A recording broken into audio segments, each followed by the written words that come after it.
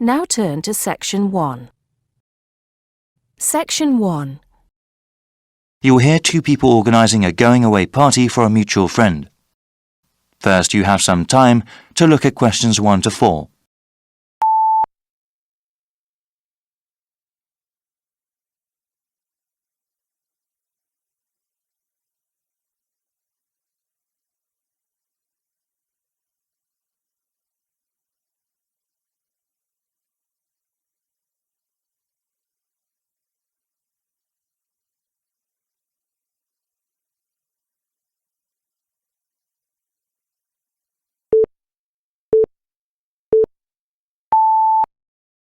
Now we shall begin.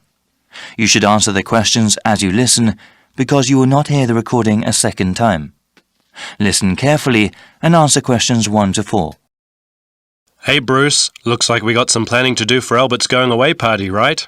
There are certainly some things we have to talk about now. Yeah, that's better than doing everything at the last minute. Okay, so I can write some notes as we talk. Sure thing. So, when should we have the party? He goes to Thailand on the 26th of August. Okay, let's have it on the 24th then. Yes, let me see. That's a Friday. That'd be perfect. Now, where should we have it? At a bar or a club? You know, I think he would like something really intimate, nothing too loud. A restaurant would be good. Maybe the Apple Tree Grill? Great place, sounds good. Okay, now we have to think about who to invite. Well, his best friend from college. Sure. And his cousins? Right? Oh yes, his co-workers. Yeah, okay, his co-workers and his boss. Any other people? How about his yoga classmates? He does love yoga, but that might be too many people. I suppose so. I can email and text message the invitations. When should I send them? We should send them out soon, but not too early. How about the 16th of August then? Well, why not give it a few more days? The 13th? All right, I think that's a good time too. Before you hear the rest of the conversation, you have some time to look at questions 5 to 10.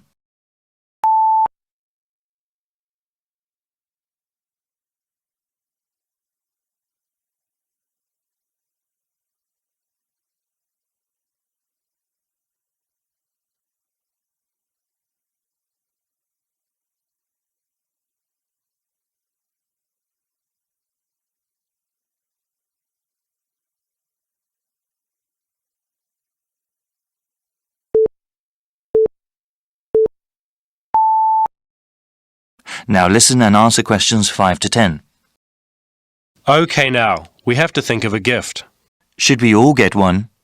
No, I was thinking we could all give money for the party and the gift. You know, something really nice. Yeah, that'd be better than getting him little things individually. I can ask for the money. Thanks for doing that. How much should we ask for? I think we should ask for maybe $15 each. Is that too much? No, not at all. He's going away for 2 years. That would give us about $150. That's a good amount. Yeah, well, I'm thinking we could get him something practical. Yes, especially since he's going abroad. Something he could use, something that's also portable. We could get him an article of clothing, perhaps, or maybe even a pair of shoes. Shoes are nice, but they might wear out easily, especially where he's going. Maybe a book light? A what? Yeah, he loves to read, and a book light would be very convenient when he travels. Okay, that's one good gift idea. Did you write that down? Yep. Now, we need to think about reservations at the restaurant. Well, we should get their big banquet room, yeah? Yes, definitely. Should we ask the restaurant to prepare a buffet? Isn't that expensive? No, I don't think it is. A buffet dinner sounds cheaper than everyone ordering individual meals. Definitely. How about drinks? They can buy drinks themselves, or bring their own. Okay. Yeah, it would cost too much if we bought drinks ourselves. Certainly. We have to ask someone to bring an MP3 player. The restaurant has speakers and we can hook it up for music. Sounds good. Actually, there is one more thing that I thought we should do since Albert is leaving for such a long time. What were you thinking of? Maybe we could have a slideshow of all the fun times we've had. That'll take a little bit of work, but I think it's a great idea. Actually, in the invitation, can you ask for some photos people have of him? Yeah, definitely. I can scan them or people can send me digital photos they have. All right. I'll tell them when I send out the invitations. Then I can make a little presentation. Ha, I can't wait to see his reaction. Yeah, especially that one picture where... That is the end of section 1. You now have half a minute to check your answers.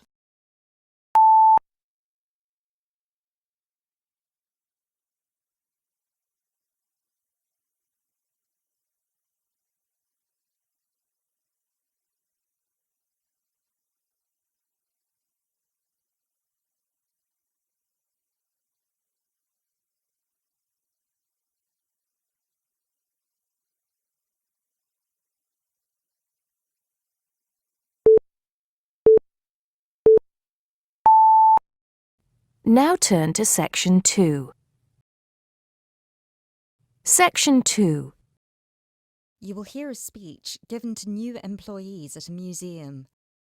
First, you have some time to look at questions 11 to 18.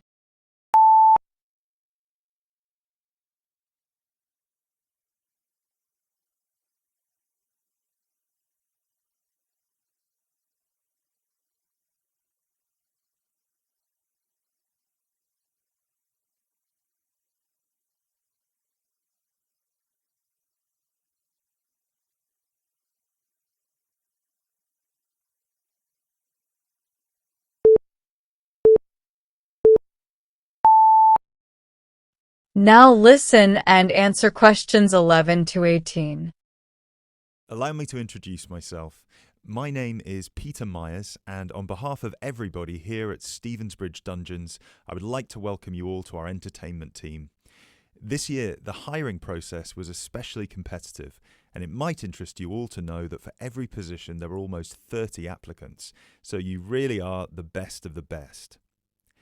In a moment, I will take you on a tour of the museum so you can get an idea of what the space is like. But first of all, I would like to show you around the staff room.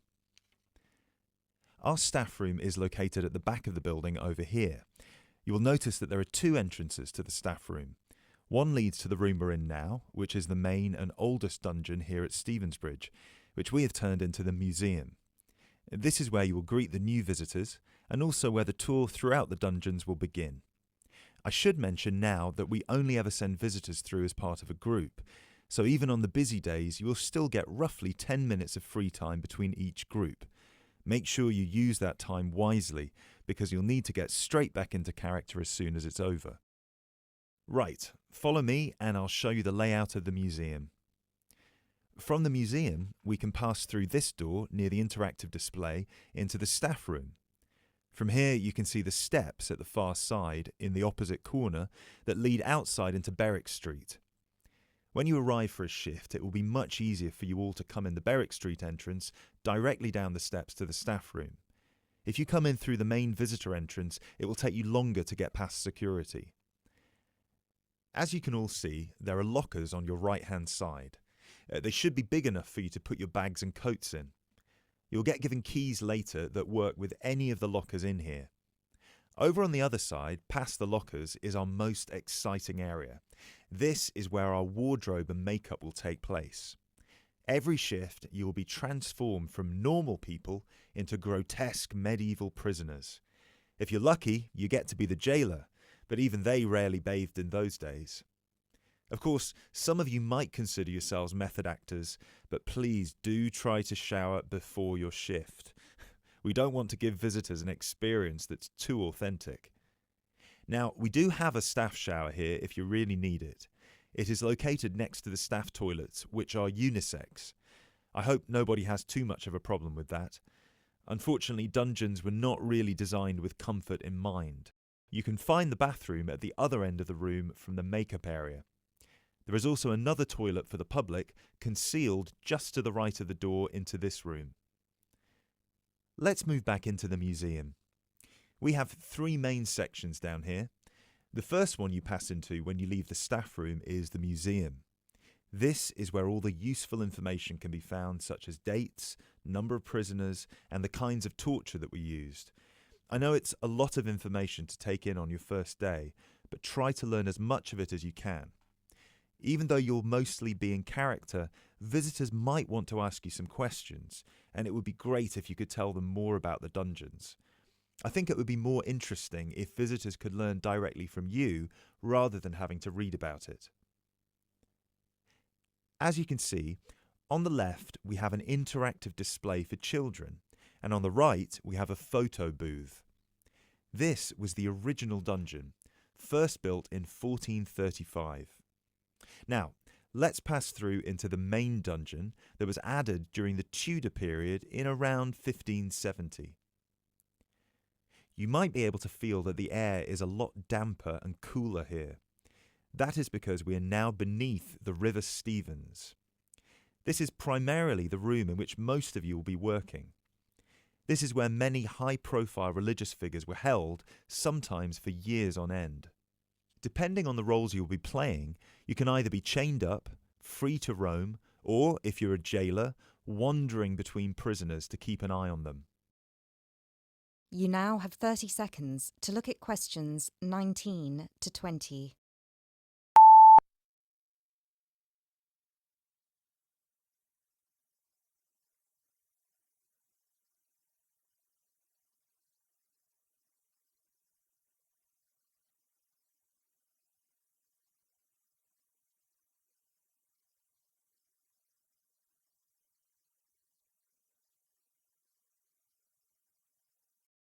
Now listen and answer questions 19 to 20. Now we will pass into our third and final section, the prison cells. Over here, you can see there are some wooden stocks and a fake gibbet. Don't worry, I can see a couple of you looking concerned. You don't need to reenact any of the torture scenes for visitors. One person each shift will play the jailer in here, where you will give a speech to the group about some of the more notable prisoners to stay here in the past.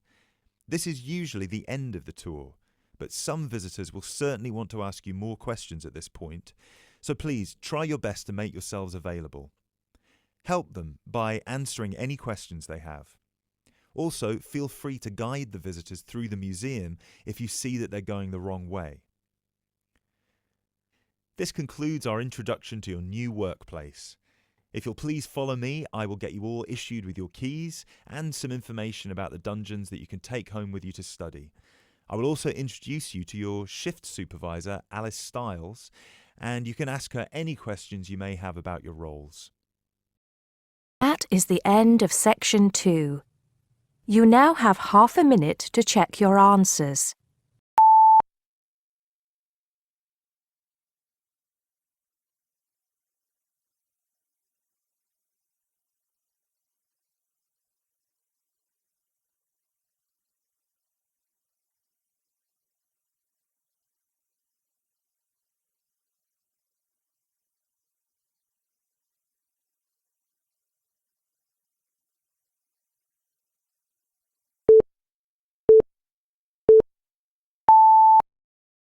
Now, turn to Section 3.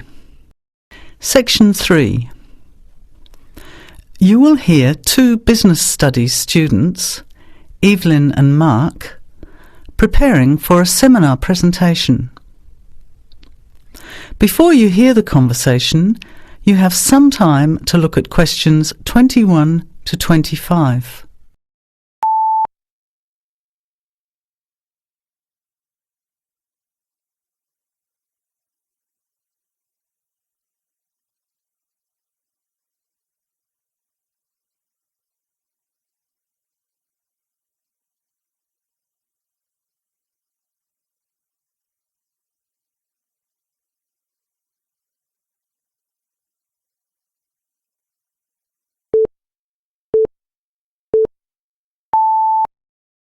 Now listen and answer questions 21 to 25. Well, I think the marketing of food would be a good topic. I read a very interesting article the other day about the Canadian food market. I suppose everybody's interested in food, even if it's trying not to eat. Why Canada? I know that's where you come from, but isn't it just all North America, really? No, that's why I thought this article was interesting. Although lots of U.S. companies are well established in Canada, and vice versa, there are still subtle differences between the two markets. It says here, the Canadian market is definitely not a northern clone of the U.S. I like that. And It says that if you understand these differences, it can have a big impact on successful food marketing. So I know that Canada has a big French-speaking population in Quebec. Is this what they're referring to? Not only French and English speakers, there are many different ethnic groups in Canada. It's really quite multicultural. For example, Toronto has large Asian and Italian populations, and Vancouver's got a large Asian population too. And because Canada's population is small, these groups make quite an impact, introducing new styles of cooking. So you can see lots of unfamiliar vegetables and things in the markets, and new restaurants are opening every day. It's great if you love trying out new foods, as many people do. Which kinds of food are becoming popular? Well, some Asian food, I'd say, has been popular for quite a while, like Chinese. But now, Southeast Asian restaurants are becoming very fashionable. Then there's Mediterranean, of course, such as Greek, Italian, and so on. But Caribbean and Mexican food is really taking off among young people these days. So are the supermarkets starting to stock the ingredients that are needed to prepare these foods at home? You know, all those unusual condiments and sauces. Yes, that's right. It's quite interesting going to the supermarket, isn't it? And noticing how they're introducing sections for foods of different nationalities. You can buy quite exotic products locally these days. The article mentioned that 80% of the Canadian retail market is controlled by 8 major national supermarket chains, so that when they introduce changes, they can happen quite rapidly. OK. Well, how are we going to organise this seminar then?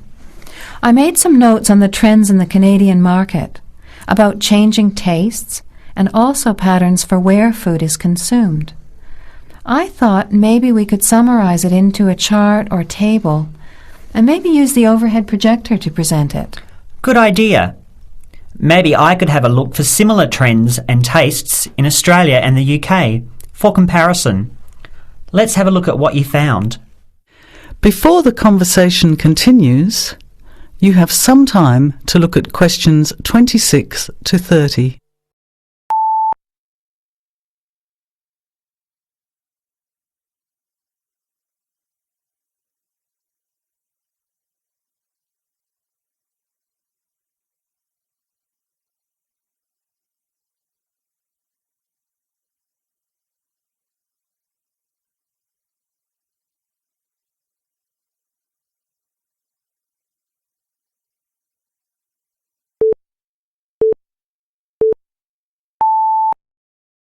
Now, as the conversation continues, answer questions 26 to 30.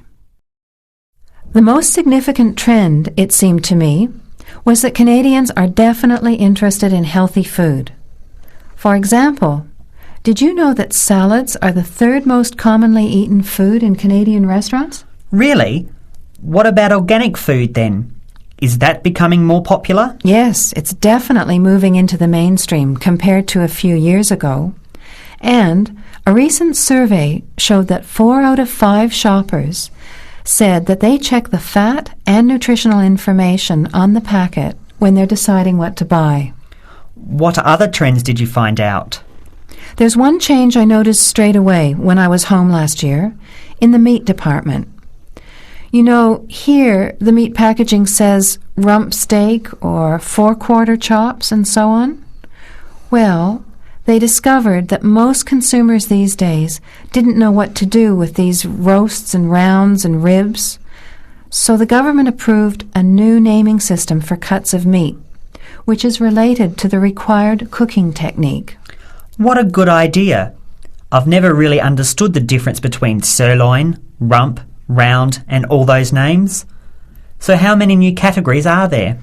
8. There are 3 kinds of steak, for grilling, for marinating and for simmering. And then there's what they call quick-serve beef, for stir-fries, I suppose. And premium oven roast, pot roast and stewing beef.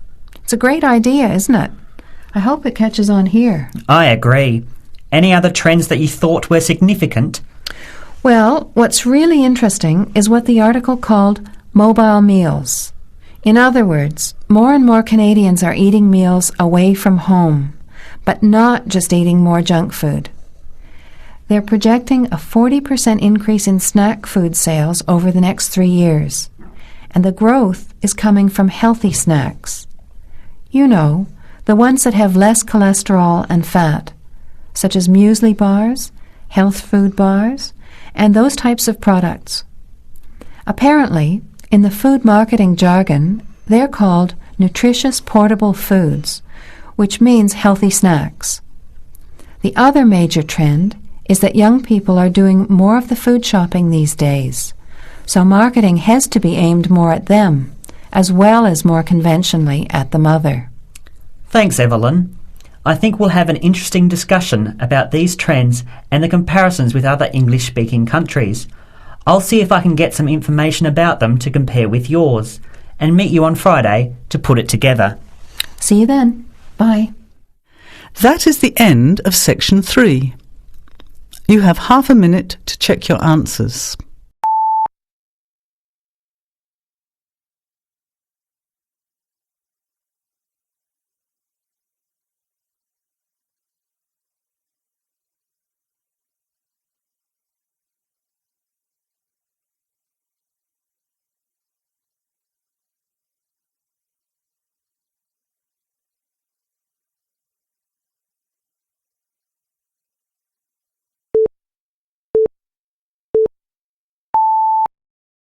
Now turn to Section 4.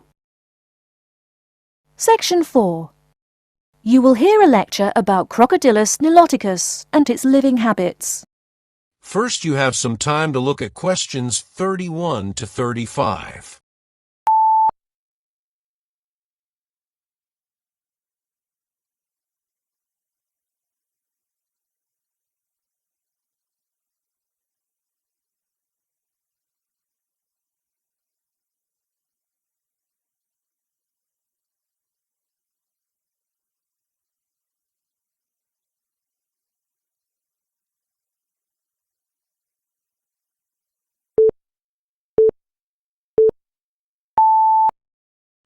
Now listen and answer questions 31 to 35.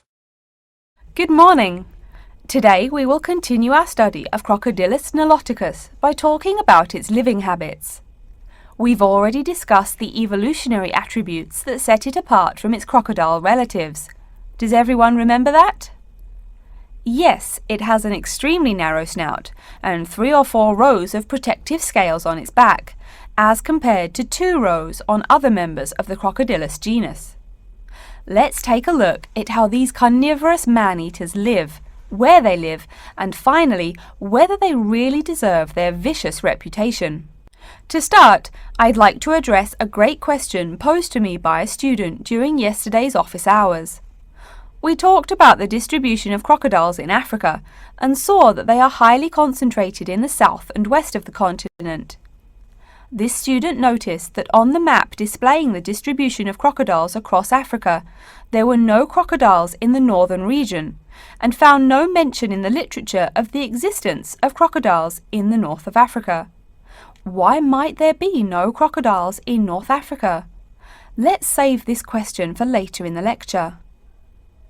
To find out more about the social habits of the African crocodile, one researcher named Tara Shine of the University of Ulster in Northern Ireland conducted a survey of the wetlands in Mauritania and received reports of 46 crocodiles living in one group, or float as we say when referring to crocodiles, though the usual number is a little less than half of that.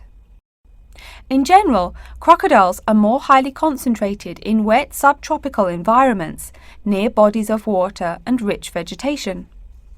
While South American crocodiles thrive in cool rainforests, the African crocodile is more equipped for heat. Though they can survive at the hot temperatures found in some deserts, they are not equipped to handle dry climates and thus cannot survive in places like the Sahara Desert of North Africa. As cold-blooded animals, crocodiles' core temperatures fluctuate from their average of 38 degrees Celsius as external conditions change. Thus, they need to avoid extreme temperatures. Others live an underwater life, keeping a body temperature close to that of the water. As their own unique method of regulating their body temperatures, some African crocodiles have made dens by digging holes in the ground to provide themselves with a cool, dark place to retreat from the hot African sun. Speaking of the hot African sun, let's go back to the question asked at the beginning of the lecture. We know that there used to be crocodiles in northern Africa, yet today there are none. What are some possible explanations for this? Some students have suggested that the African crocodile has evolved from a desert creature into a wetland creature, thus causing them to migrate south for more appropriate conditions. Others presume that the crocodile was hunted out of northern Africa by a fiercer predator. While these are intelligent guesses, the real story is a little bit different. The key to this migration is that the Sahara Desert did not always cover the north of Africa. About 8,000 years ago, the land was fertile wetlands, perfect for breeding crocodiles. Over time, though, the area dried out and the wetland slowly turned to desert, leading the African crocodile to migrate south to the marshlands they call home today. Before the talk continues, you have some time to look at questions 36 to 40.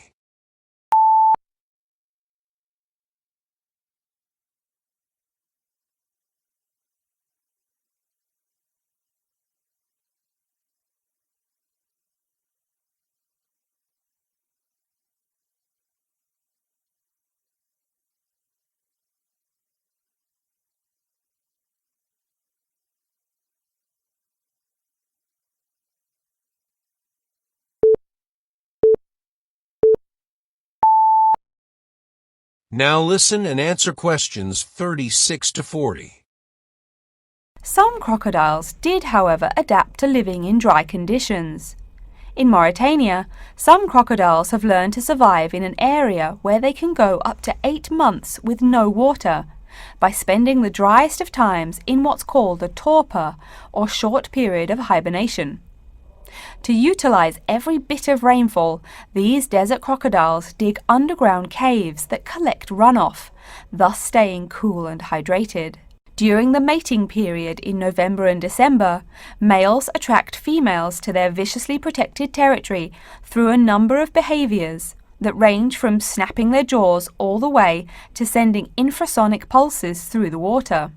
Afterwards, the female digs a hole up to 60 centimeters in depth to store the eggs for an 80-day incubation period. The female protects these eggs during the period, and sometimes even helps crack the eggs with her snout at the end. These teeth-gnashing carnivores are softer than we think. Although these vicious creatures have attacked humans on a few occasions, the residents are not afraid of them. In fact, they show a great deal of reverence towards these wondrous creatures. Some say that crocodiles bring water to their habitat, so if they leave, they will bring the water with them. Obviously, this is not true, but it demonstrates the admiration the inhabiting people have for crocodiles. Generally, crocodiles do not predate on humans. They attack when humans populate the crocodile's habitat, instilling fear and uneasiness in the crocs. Like any other species, crocodiles are known to attack when feeling fear. There's still a lot more to be discovered about the African crocodile. Researchers want to know more about the population size, how many crocodiles inhabit Africa in all, how they form separate floats, etc. There is still also much to learn about migration patterns and relations to other populations of crocodiles now found in other parts of the world. Next time, we'll examine a few specific case studies of crocodile populations in southern Africa. That is the end of section 4. You now have half a minute to check your answers.